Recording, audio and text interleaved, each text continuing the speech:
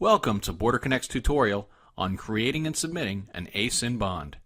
This tutorial assumes that you currently have an active software subscription and that you are a bonded carrier with CBP. If you are not set up with an account, please contact BorderConnect to get you set up. It is important to note that before being able to submit ACE-IN bonds, you will need to contact the U.S. port you usually cross at and request a sequence of in-bond entry numbers.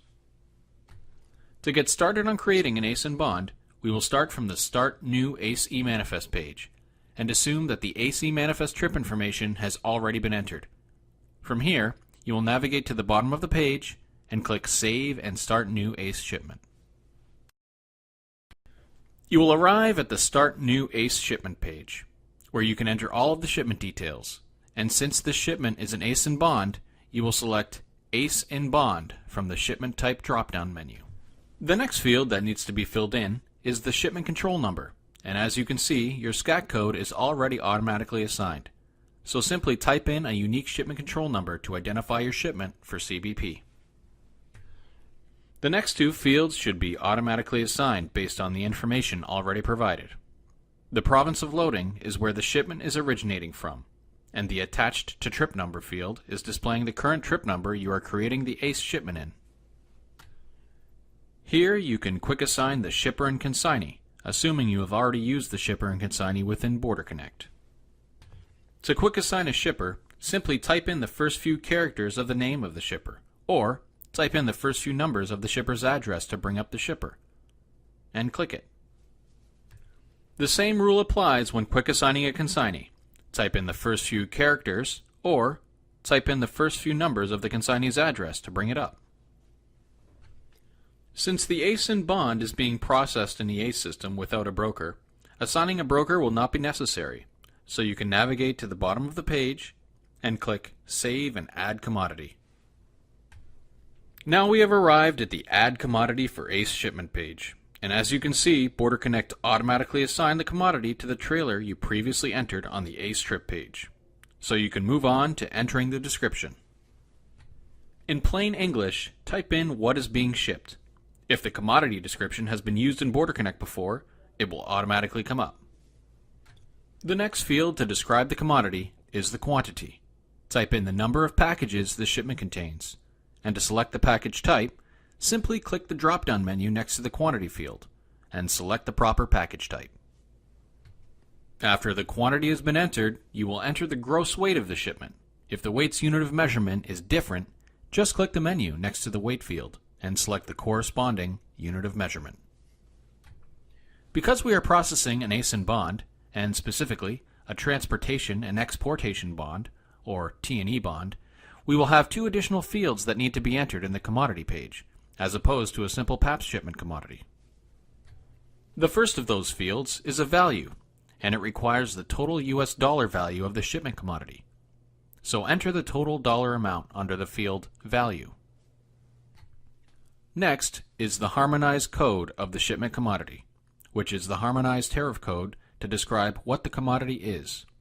To enter the HS code, use the first 6 digits of the HS code without decimals. If you do not know what the commodity's HS code is, it is highly recommended you consult the shipper responsible or the broker involved with the previous bonded loads. The field Country of Origin is not a required field for ACE-IN bonds, so we can move on from that field. Also, if your shipment was hazardous, you would fill in the proper hazardous material information here. But on this load, we are assuming the goods are not hazardous, so you can navigate to the top left-hand side of the page and click Save. This will bring us back to the ACE Shipment Details page, where we can see all of the shipment information we have entered so far. And as you can see, BorderConnect is alerting you to the fact that in-bond information is required for this ACE shipment. So navigate to the button Assign In-Bond Information, and it will bring you to the Assign In-Bond Information page, where we can enter all of the required in-bond information. The first field is the in-bond entry type, so select the type of bond using the drop-down menu. In this case, we are entering information for a transportation and exportation bond going into Mexico originating from Canada, so select the corresponding bond type. Next is the paper in-bond number, or the in-bond entry number. This is a unique 9-digit entry number issued by CBP and is only to be used once. Once you've entered the in-bond number, you will enter the U.S. in-bond destination. This is the inland CBP port that the goods will be moving in bond to. This port cannot be the same as your port of arrival, and it is the last U.S. port before exiting the United States. You can assign it by typing in the first few characters of the name of the port, or by typing in the port code itself to assign it. Since the in-bond entry type is transportation and exportation, you will need to enter a foreign in-bond destination, here. This is where the goods will be shipped once they leave the United States. You can type in the first few characters of the name of the port, or by typing in the port code itself to assign the proper port. The next field is the onward carrier SCAC, and is used to indicate the SCAC code of a different carrier that would be taking responsibility of the movement of this shipment. In most cases, this is left blank, so we will move on to the next field. The field Bonded Carrier IRS number is the IRS number that CBP has associated with your status as a bonded carrier, and you will enter it here. Once you enter your IRS number for the first time, BorderConnect will remember it for the next time, so you can simply quick assign it the next time you do an ACE in bond. Also, because you are entering a transportation and exportation in bond, you will need to enter the estimated U.S. departure date, which can be entered here. You can assign the date by entering it manually or by using the calendar icon provided and selecting it. This date is when the U.S. goods are expected to leave the United States. The next field, Subject to FDA, is used to indicate whether the goods require an FDA prior notice.